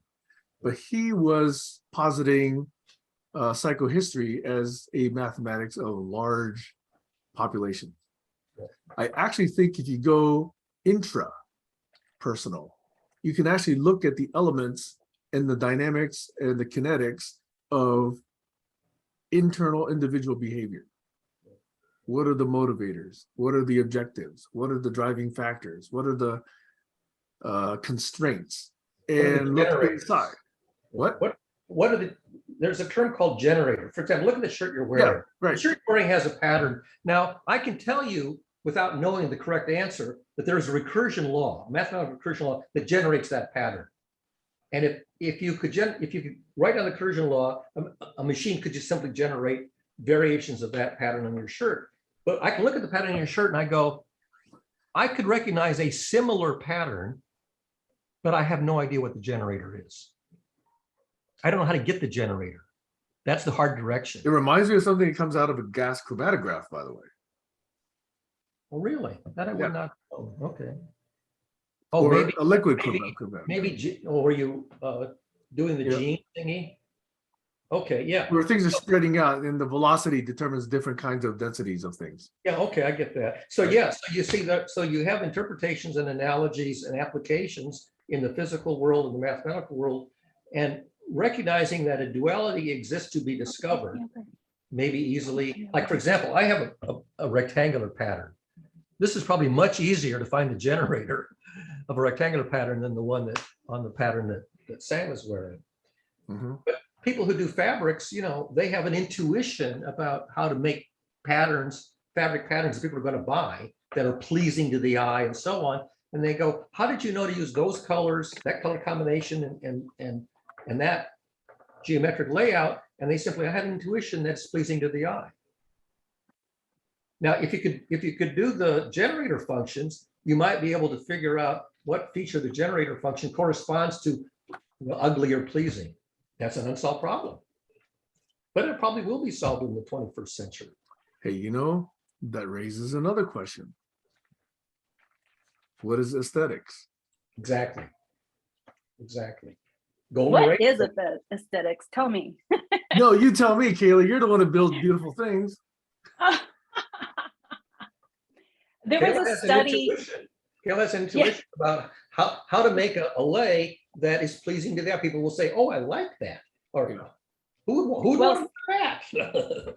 Some people think it's too much. Like my coworker was like, "That's pretty over the top," and then I realized, he obviously is not familiar with the Polynesian culture.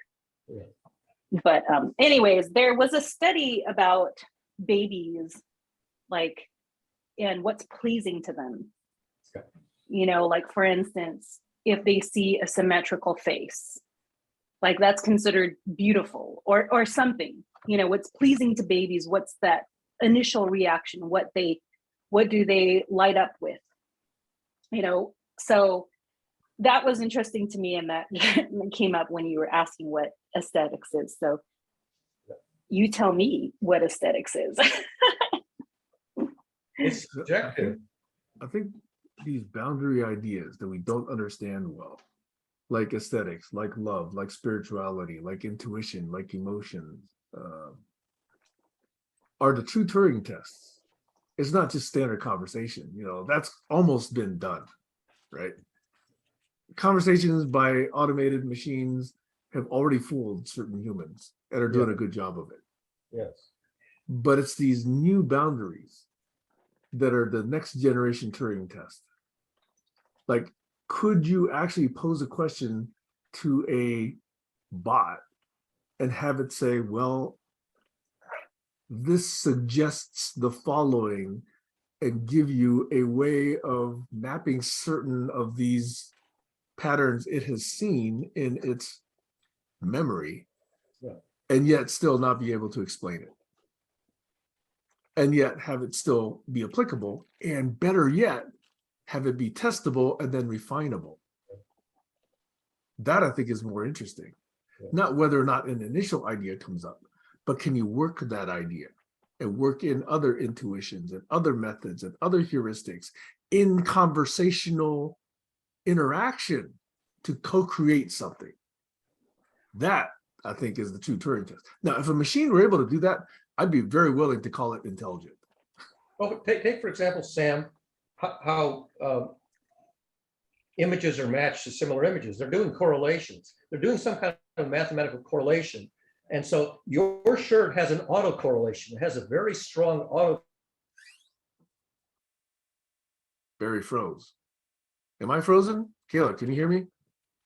Yes. Why? Did Barry freeze for you? Yes.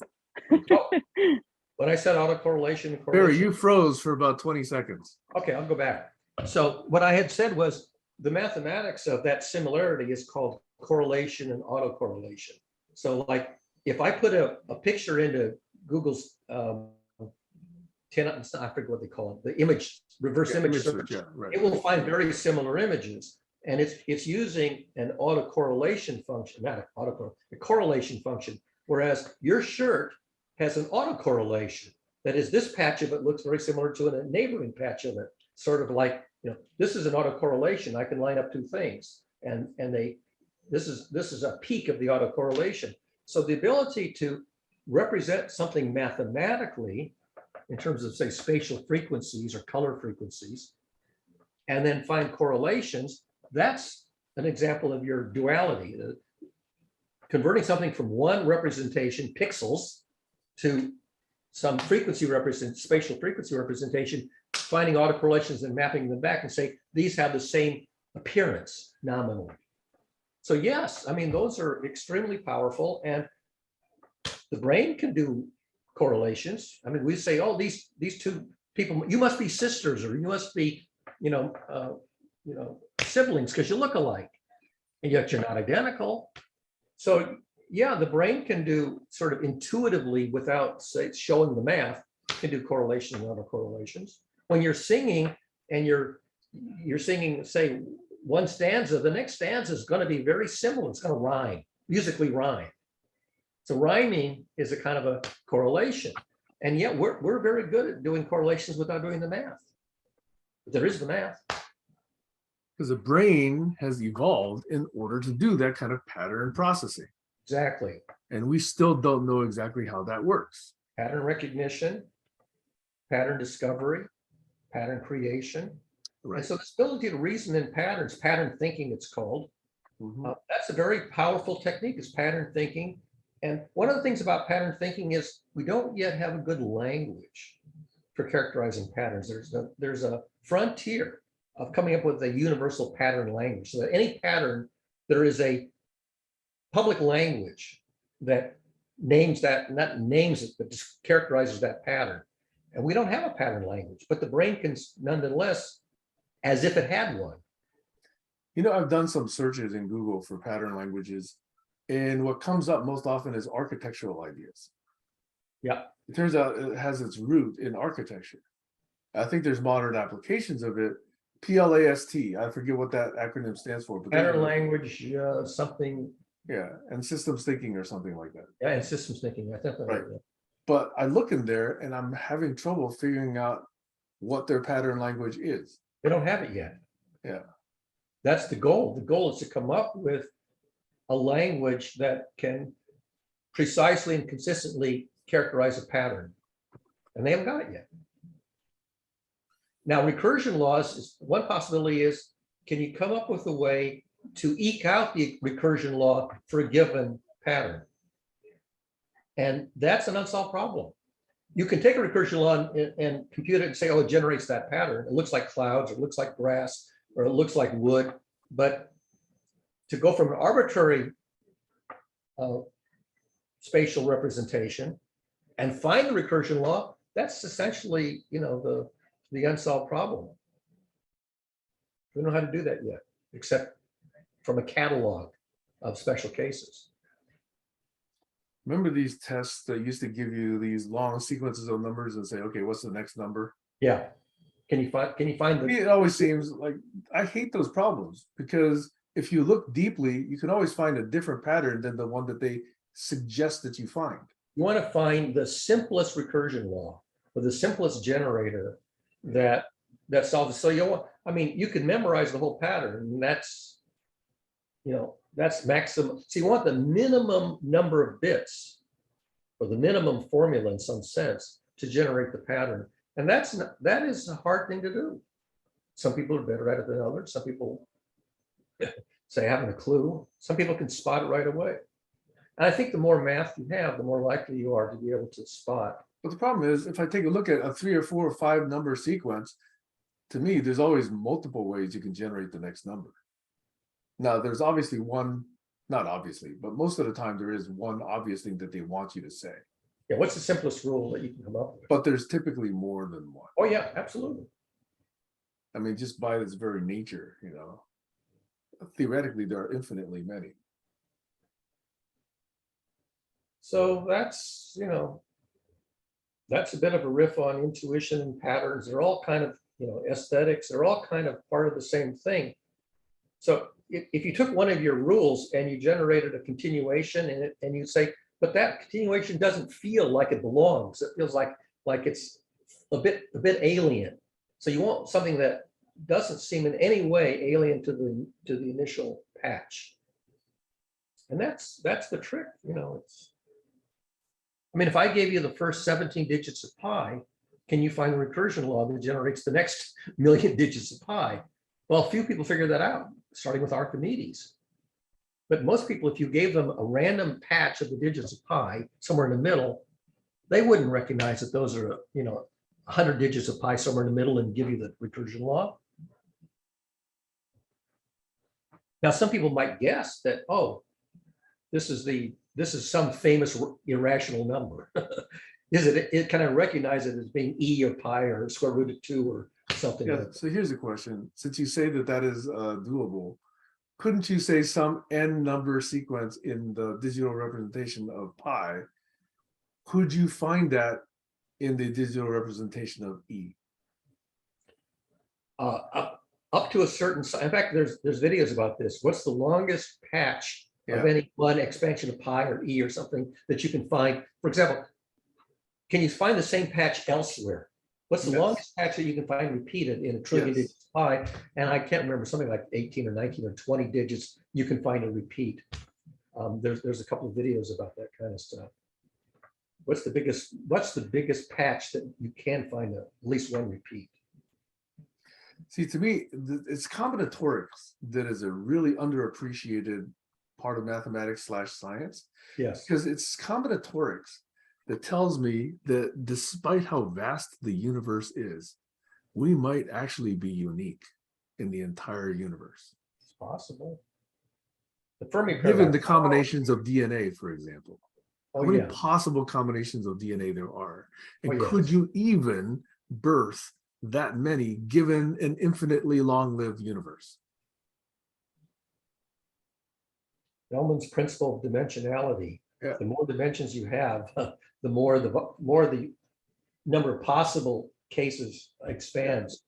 And so only a tiny, tiny fraction of all possible ones have ever existed. And that was Alan Watts's video. Have you guys seen Alan Watts's video? This is Maybe not that one. consider yourself lucky, because of all the possible combinations, you were the one who was chosen to be born. Yeah. Because there's so many combinations that will never ever see the light of day. Correct. On the other hand, they're going to be very similar. They're going to have some correlations. So you find your doppelganger. There's this notion everybody has a doppelganger. I actually found somebody who looks more like me than any of my own blood relatives. In fact, the guy was sitting in a booth in a restaurant when I was traveling in Savannah, Georgia, and the guy across from me in our group looks to the guy behind me and says, "Do you have a brother who lives here? This guy looks just like you." And I went over and I met him. His name was Michael Ravens. He was a professor of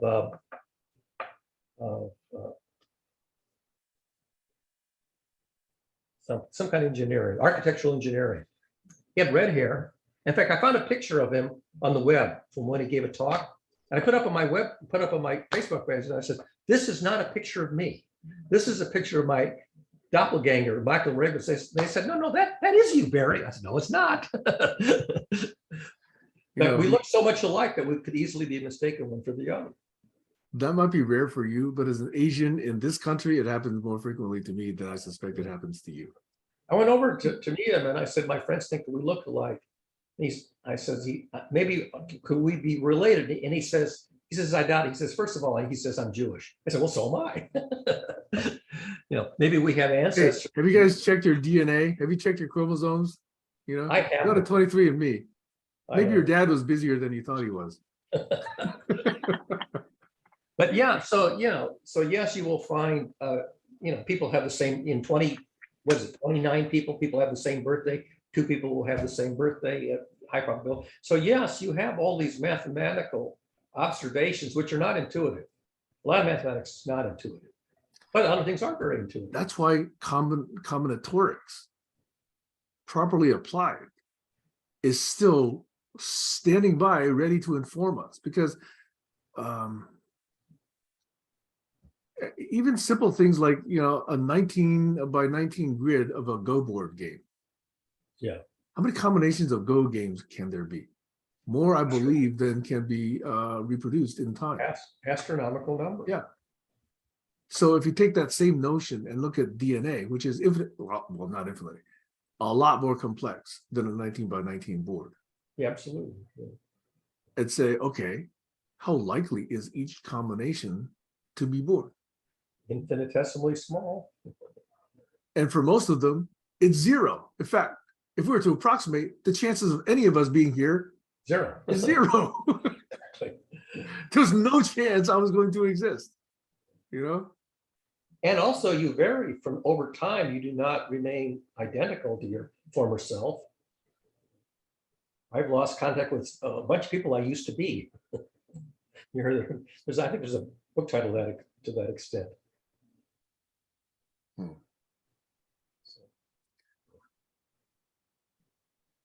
So I have an idea for adding to the backlog of ideas. So I think, we've done an interesting and I think fun session on what is intuition. But the other ones like, therefore choose life or privilege versus sense of urgency. I also this past week threw up the Kabbalah, unlabeled. Oh, yeah. And you recognize it, but certain people did not recognize it. That was the Ein Sof diagram, the karma, Yes, the, yes. the Kabbalistic karma diagram. Yes, yes. But I'm going to throw on there this question that we didn't adequately spend a lot of time on this session, which is, what is aesthetics? Yeah. And then I'm going to throw on there one more, which is, what are the chances of being alive?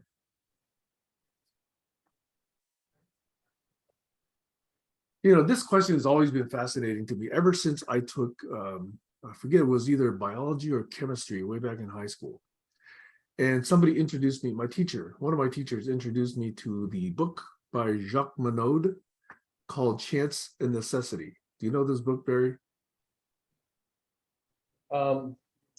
Okay, I'm confusing with name and necessity, but no, chance and necessity, no, that's It's different. Chance and Necessity. It basically says, given the universe, given the way chemistry works, given the way energy applied to combinations of atoms and molecules work, the development of amino acids was inevitable.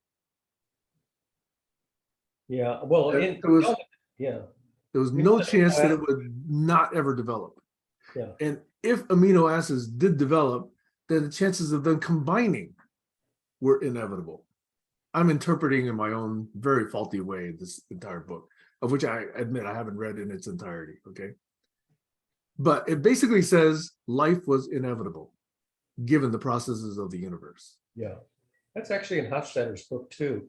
Yes, He points I out bet you it came from that Monod book, by the way. it might, I mean, ribosomes are a self-assembling protein. Most proteins, you have to assemble them by some mechanical process, but there are a few that are self-assembling. And the ribosome, I think, is the most ubiquitous example of a self-assembling sequence of amino acids, and it plays a major role in reading the RNA. It's you know, so the first one is self-assembling, and then it acts as an agent to then help assemble the others from instructions, from lists of directions. So to me, this new group, which fascinates me, this deep dive, the deep grokking into unexplained phenomena, at least unexplained to me, include these questions.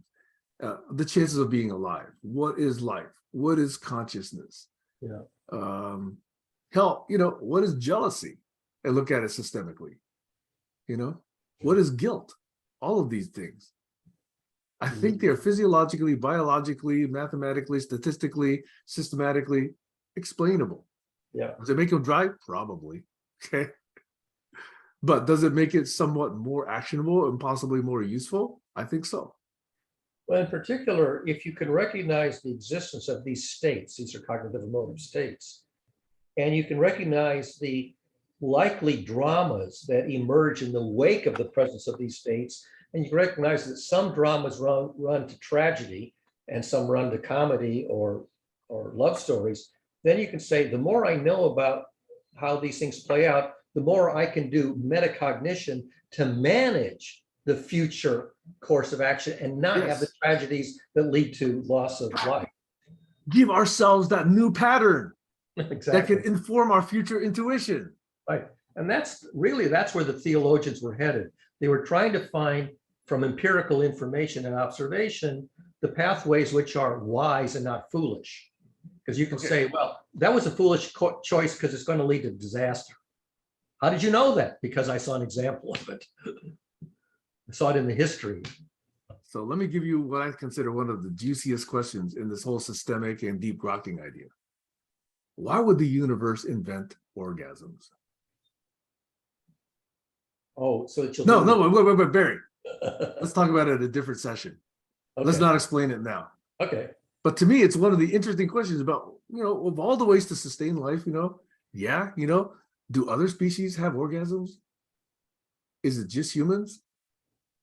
And why are female orgasms, you know, apparently way more intense than male orgasms? Now, I know physiologically the reason, but I'd like to look at it from a universal standpoint. Why did it turn out that way? Well, you know, females have way more nerve endings there than males do. But, you know, basically, I mean, sort of Darwinian, the configurations that lead to the more successful reproduction win out, and the ones that lead to less reproduction fade away. So it's sort of like a trial and error, weeding out and weaning out the less effective dynamics. So this is where I'm going to invoke Kayla's statement about saying it's more fun with more awe and more wonder just to sit in the question than to try and answer it immediately. Yeah, and maybe I should learn to shut up then. Because I think to really answer it, I think we're going to have to go real deep. Yeah. And yet it affects every one of us, at least at some part of our lives. Yeah, I would not have said that if I didn't know about Darwin. That would not have occurred to me to say that. And when he said it, people didn't like him saying it. They wanted a more divine explanation instead of some. See, that to me is why this group is fun. I think being able, with permission from everybody who's participating, being able to ask questions about parts of life that I don't understand, and yet still look at it from, okay, this makes sense, that makes sense. Can we assemble things that make sense to explain things that we currently today don't understand? Or do we need to inject something new like magic, or something new like downloading from the universe, or downloading something like intuition? Where is that, and how much of it do we need? I'm open to it, but I like to liberally apply Occam's razor. That's what's fun about this process for me. Why are there stories? Why does our culture have stories? Why do we have legends and myths and stories?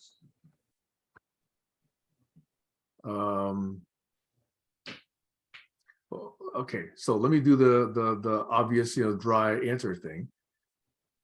First, you have to have symbols that refer to things in the real world, like verbal symbol initially, ugh, ugh, ugh, ugh, ugh, ugh. Start there, okay, and then put together these symbols in a sequence that sort of approximate the passage of time, like ugh, ugh, ugh, ugh, ugh, ugh, okay, and sort of bring that sequence together, and eventually get more, let's say, sophisticated with our enunciation, mama, dada, yum yum, whatever that is, okay? And those symbols, verbal symbols, I think for thousands of years before we ever made them visible symbols, would then, be replicated, right? That's part of culture.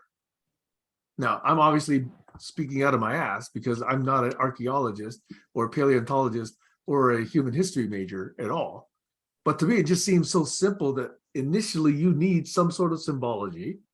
You need some sort of sequencing, okay? And by the way, that sequencing is part of set theory, which is part of, Principia Mathematica, which is part of how mathematics, is based on certain axioms. It's the same phenomenon. You need to start with symbology, and that's a mapping, okay? Then you need to start with some kind of sequencing, and then you start reproducing that. And evolution of each of those concepts creates story to me. Now, obviously, again, like I say, I'm full of shit, okay? But to me, it just seems obvious. Now, here's my no criteria. Prove to me that that's not the way it worked. I'm open to that. Show me that that's not the way it worked, right? But to me, it just seems like as you get towards complexity of mapping, complexity of thought, going from simplest to more complex, that's the sequence I see. Over. That's my story, Barry. And you can imagine stories which are about physical phenomena that do not involve the observer, like a stone rolling down the hill, or rain, or snow, or an earthquake, or a landslide, or a flood. So you can imagine a story where there are no human characters or sentient beings in the story. But eventually, people found that they really liked stories where there were characters in them. And the characters could be animals, but they could also be models of human beings, either real people or sort of made up people. And Harold Bloom credits, maybe unfairly, credits Shakespeare with inventing the human being, in the sense that the characters in Shakespeare are very realistic. They feel very much like they could have been real people. They're not simply cartoonish, mannequin-like. They don't have any depth. His characters had psychological depth, and the psychological depth was quite realistic. So you might say he was sort of the first person to construct a psychologically realistic model of a storybook character. Before that, storybook characters were kind of flat, two-dimensional. Not entirely, because a lot of stories were legends based on real people, but invented characters who weren't replicas of real people. Shakespeare had the ability to create synthetic characters that were not modeled after any real historical person. That was quite a breakthrough. But we love stories with characters in them, to the extent that people will pay less attention to a story that doesn't involve interaction, relationships with characters.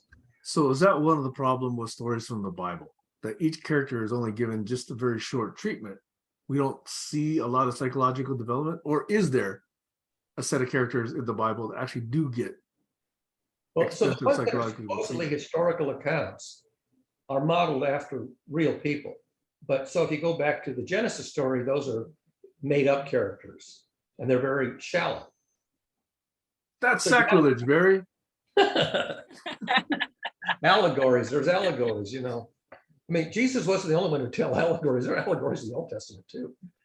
So yeah, so you have stories with imaginary beings, and then stories which are semi-historical in the sense that they're inspired, if not exact historical representation, inspired by real people, maybe made into legends or villains or whatever, heroes and villains. We tend to do that. But yeah, people prefer the stories with real characters in them because they represent possibilities for us. If I watch, a hailstorm, I can be fascinated by it, but I'm never gonna be a hailstorm. I'm never gonna have that experience. So. Oh, but you can be. Sorry, I didn't mean to interrupt. No, what did you mean by that, Kayla? Well, when you were talking about stories, I was thinking, well, it's relatable. Characters are definitely relatable, and they were created by fabulous storytellers who can relate, born out of their wonderful imagination and crafted into something, whether it's their personal experience, somebody else's personal experience, or an experience that they would like to have. But there's also stories that explain things scientifically back in the day that you couldn't. And also, when you were talking about sacred geometry and nature and everything, I was thinking about dance, of course, relatable. In one of the most brilliant choreographers that we have in Tahiti right now says, you have to be the wind. Be the wind. And what does the wind look like? What does it do in your experience? What have you seen the wind do? How do the leaves look like? What type of the wind would you like to portray? So that's what I was like, oh yeah, you can be the hailstorm if you like, in your imagination. Scientifically, absolutely not. But well, I can yeah, make it wind by blowing. So I have the faculty of making a very small wind, but I don't have the faculty of making hail come down. So some I can relate to more than others. I can cry, which is making moisture fall. Not the same as rain, but rain and tears are somehow metaphorically related in storytelling. And when people are sad, they'll show it's raining outside just to get the feeling. The waterfalls. So Kayla, how do you apply that to your choreography in your classes? Well, right now we're doing a piece on wind, and that's why I brought it up. And my inspiration was actually the Disney movie Pocahontas. Because obviously you can't really see wind. You could see what wind does. And you could see how the leaves fall when a wind rustles through it, or when it stops, you see how the leaves fall. So that's how I apply it to dance, and a lot of my movements mimic that. Yeah. You know, the stopping and the starting and the gushing and the, you know, you can predict wind, but not to an exact point. You know, there's always these weather predictions like it's going to be windy and it's going to die down by 4 o'clock, but then it doesn't die down at 4 o'clock. So anyway. There's the classic mime, the mime walking into a wind and leaning forward and struggling against the wind. So yeah, you can represent the dynamics of being affected by the wind, and it's very realistic. You know, mime does that. You really imagine there is a wind blowing on the mime as he's trying to walk forward into the onrushing wind. I kind of have something for you, Sam. Sorry, I wanted to say this before I lost this thought. When you were talking about intuition and magic, like for instance, one of the explanations of why there's rain is, oh yes, because the goddess whatever is crying. And some people like that and can relate that to that much better and refuse to look at the science behind it. Well, it's because, you know, a cloud went over the ocean and now it's dumping its water. It's like magic is a lot more sexy than science at this point. Some people find science much more sexier. And to be honest, I like the exploration of science because it furthers us. But some people enjoy being stuck in that magic. It's when they impose that explanation where it becomes kind of dangerous. Over. A very good question to ask the youngster. Why is a rainstorm accompanied by the phenomenon we call thunder and lightning? And are thunder and lightning two separate phenomena, or are they related? And that's not obvious unless it's explained. And I remember nobody ever explaining to me when I was young why there is such a thing as lightning and thunder at the same time as rain and how they're all related. And then later I learned the electricity and magnetism and, and sound versus light. And pretty soon it all made sense. A lot of it I had to figure out for myself because it just wasn't explained.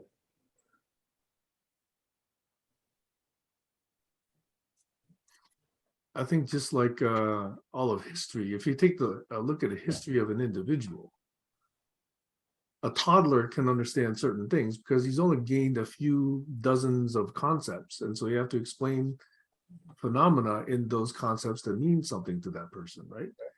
And as that mental model grows, you get hundreds more when you're 4 or 5 years old, and then maybe thousands more when you're in school, and then maybe tens of thousands when you're in high school. Eventually now you have ways to hook into what they already know to introduce them to new phenomena and new concepts and new ideas and new explanations.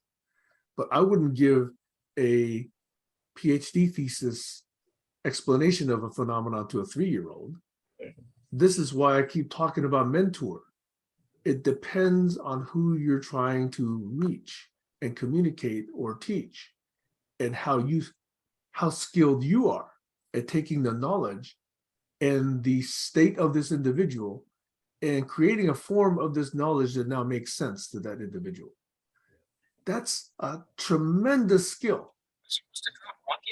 And teaching is harder than we think it is. Especially when you do it 30 people at a time.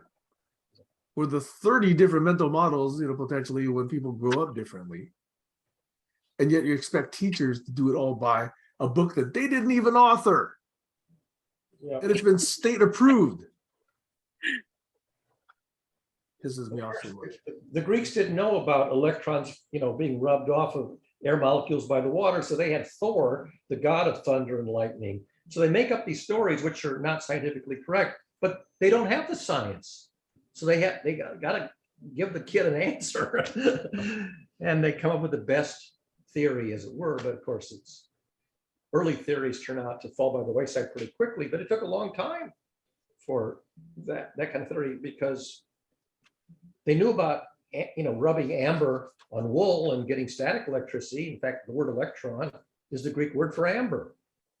So they had this phenomenon, but they didn't understand the mechanism. Okay, so I think here's another idea, okay? Is that to a lot of people, what they understand and what they can compose is their own personal poetry. Yeah. They can take these ideas and put them in certain forms. And if they're suggestive and ambiguous enough, they mean something to everyone. Yeah. There's a certain beauty to that. There's a certain universality to it. But if you take a look at e to the pi I plus 1 equals 0, in mathematics, that's poetry. Yes. It really literally is. Yes. It's a Yes. succinct, small set of individual symbols, all of which has tremendously beautiful models behind it. Yes. And it says something about the way we think and the way we can understand the universe. And it's a true set. It's a true statement. That's the Yes. It's true. It's not a fairy I tale. love It's that. true. Yes. And I that's like that. poetry. And yet that poetry is not understandable by most people. Yes, absolutely. That's a tragedy. I would love it if every school child could appreciate that e to the pi I plus 1 equals 0 has meaning, has interpretation, and it's true, and it's profound. And it really is the undergirding of a lot of our modern technology. We didn't understand that, we wouldn't have the power systems we've got today. Right. We wouldn't have Musk's satellites. Right. We wouldn't have most of technology that we have today. Wouldn't have Schrodinger's wave equation. So I'd I much like rather appreciate that poetry than, Magic. No, I mean, it's like I say, it's fun in certain circumstances, okay? But it's got limitations. No, Whereas I the love poetry, it. I love it. The main limitation is it's hard to understand the math because it's advanced math. and how do you apply the magic? If somebody explains to you that magic, it's like, okay, how can I work that magic? Right. And you got no explanation. No, you can't. Only this guru or this shaman can invoke that magic. You cannot, because you're just a mere dweeb, muggle. You can learn it. It's going to take years. You're of not a superhero. meditation. That's the cool thing. Anybody can take that e to the pi I plus 1 equals 0 and go and do a science experiment and discover it for themselves. Or draw it out on a diagram, on a piece of paper. You can find great explanations on YouTube. Grant Yeah. Sanderson, who does 3 blue, 1 brown. has But show me fabulous- one bit of magic where somebody sees the magic and says, okay, now I say, teach me that magic. Teach me. I want to learn. How do I apply that to my life? Yeah. And then we say, shut up and calculate. That's the real difference. Shut That up and calculate. I mean, when they were doing quantum mechanics and they had Schrodinger's wave equation, they tried to understand how to interpret the symbols. David Merman and Richard Feynman just said to students, shut up and calculate. Just use the formula. Don't ask us to explain, interpret it, because the narratives that go with it don't make any sense. They made up all these narratives to explain the wave equation, and all the narratives are completely red herrings, baloney, misleading. And finally, they just said, it's just statistics, it's Bayesian inference. It's just Bayesian, it's just a formula for doing Bayesian updates. Well, then you can explain what the hell that means. But Bayesian, the guy who came up with that did it in the 1800s. It was a bit of probability theory that predated Einstein and Bohr and all those people. So no, it's just a clever mathematical formula for computing probability and statistics and updating it with a piece of new information. The cool thing is some mental models and some systems of thinking are testable. Yeah. And some are not. And I prefer to work with the testable ones. Yeah. So we made up myths. We made up these narrative myths, Copenhagen interpretation, many worlds. These are all narrative myths, which are intriguing, but they're all useless because the narrative does not correctly interpret the math. It's just a formula for computing a probability. And it's not a new idea. So thanks to both of you, I have probably another half a dozen or more ideas to stack onto the list of things to lean into and deeply grok, for which I am deeply appreciative. And deeply grok. Well, I'm gonna try to deeply grok, okay? You guys gave me 2 new words, or one saying, 1 new word to say to a Tinder date if I ever go there again. How are you gonna apply it? I'm gonna deeply grok. Just kidding.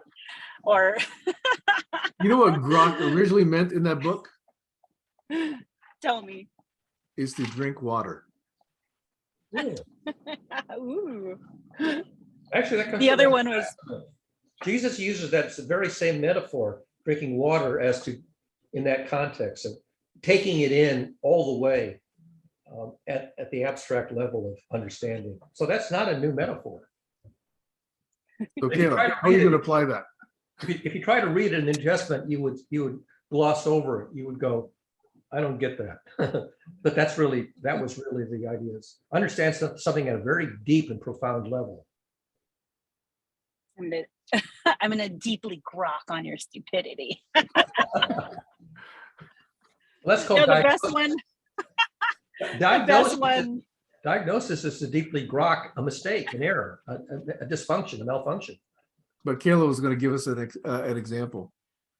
No, the best one. No, as an example is when Barry was saying, "Shut up and calculate." I've never used that ever before. Give it a try. If you ever take a course in quantum mechanics, you'll come across the shut up and calculate. Hey Barry, in conversations with ex-wives or girlfriends, have you ever said, just shut up and stay calm? Maybe not in those words, but calm down, for example. Does that ever work? No. I've seen notepads though with the glyph of calm down and the sort of funny fonts and all. But Okay, yeah, well, when this people is calm down, they fun. usually don't. They usually don't. Sorry, I'm having too much fun right now. Sorry. You may have seen when on my upstairs computer, when people start arguing vociferously, I also start backing away from the camera. I have more room in the upstairs room to do that than I do down here. But that, instead of saying calm down, I'll just recede from presence. Hey, it does strike me that we're at the 2-hour mark. I'm gonna go make some duck eggs for omelets. I'm gonna make omelets from duck eggs. Duck egg omelets is what I meant. Bon appetit. So, hey, what's up for the rest of your Sundays? Well, I am dropping Rocky off to his daycare, and then I am going to drop out Damien to Long Beach, and then I'm going to relax by the pool and have a mimosa. Wait, I still want to hear your story of ugly crying. What? Remember you talked about ugly crying Ugly. earlier this week? Ugly crying. Oh, yeah. Okay. Well, do you want to hear it now or later? Sure. Yeah, you got it. Give me about 5 minutes. It's about being seen and being recognized. I thought that was part of it. Yes. Yeah. Oh, yeah. Okay. Give me a few minutes. I have to drop Rocky off. Okay. I think opportunities to hear those stories are always good. Mm.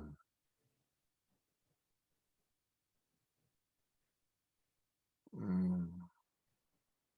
Oh, I don't know if you ever make cake from a cake mix or even just from scratch, but I have a bread making machine that a neighbor never used, and when she was moving out, she just gave it to me. And I don't make bread in it, but I do make cake mix, because you can make a cake in a bread making machine. And most of the recipes call for 3 eggs. You put the cake mix in and some oil, some water, and 3 eggs. And anyway, I imagine you can make a cake with duck eggs. And so that's simply the thought crossed my mind. Now they're bigger than regular eggs, so maybe you only use 2 instead of 3. I don't know. But that would be something to learn if a cake mixed with duck eggs is any different and fundamental. I'll be experimenting, or I and Ronnie or Gail will be experimenting with all those kind of things. I suspect from here until I stop having ducks. That's really the only 2 ways that I make eggs is just to make an egg, regular egg, or French toast, or put it in a cake mix recipe. This congee, this moe that I talked about in Asia, when it's warm, crack an egg into it, mix it in, and then put all the other condiments in. Does it cook? Back memories for me. Does it sort of cook the egg because it's already warm? Not much. It's still mostly raw, but it makes the rice yellow and So the white of the egg is still uncooked. It's not, Yeah. not denatured. it's a raw egg you crack into the rice. Yes, Okay, yeah. Like Rocky. Remember the movie Rocky where he eats the that's right. He world? just cracks 3 eggs and drinks it. I remember that scene. Most people do not like the egg white to be uncooked. Not so bad for the yolk, but certainly for the white. In fact, when people have other dishes like they have poached egg, that yolk is still very runny. Yeah, typically the runny yolk is, I prefer runny yolk to completely congealed solid yolk. Mhm. So Kayla's back. Yes. Anyhow, Hey, you're far from your So- microphone now, or either that or your Bluetooth is not working. okay, can you hear me? Yes. Oh, it's yeah, much that's better. right. Okay. Well, it's the transferring of car to phone. So, well, I got another bonus at work, and I also got the official title of grant writer among my fiscal specialist. We are currently phasing out of the crisis counseling program with FEMA, and yeah. Yeah, you're getting hard to into- hear, Kayla. Oh, hold on, okay.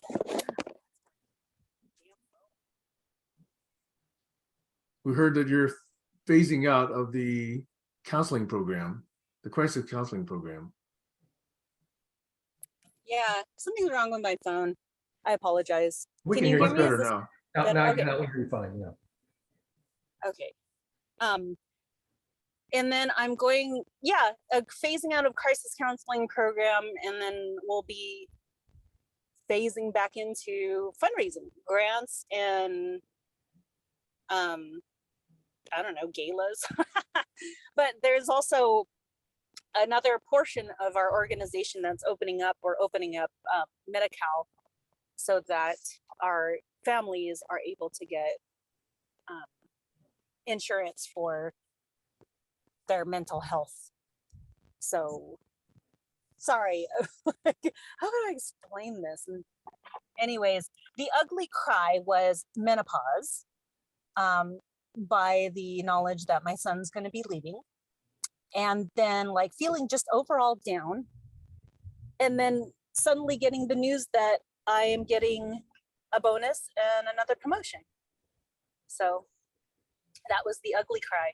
I'm just really happy I'm in a position now at work and at life where I'm very blessed and I love it. I was telling my coworker, you wouldn't see me perform this well if I hated what I did.